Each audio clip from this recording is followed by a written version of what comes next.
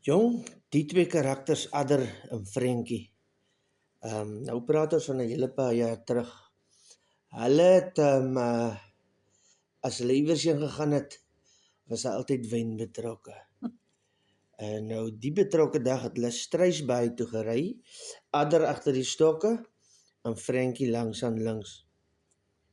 En die boks wyn, ek weet nie hoeveel 2 liter kannetjies Groenvallei daai tyd nog.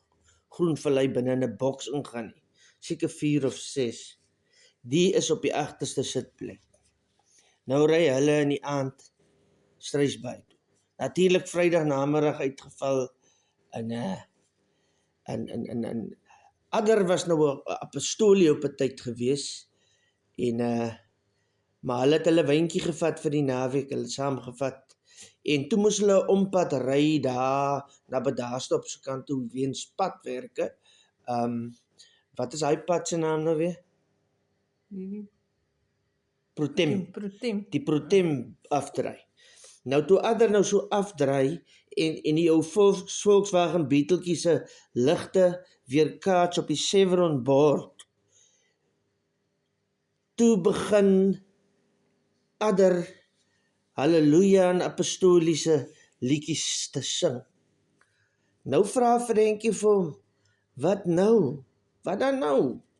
Hy wys met sy linkerduim so na die agtersê, toe hy sê, daar, hy sit daar, en verder kyk Frankie om, hy sê, hier sit 'n derde mens nou skielik in die kar. Wat die vroeër al was.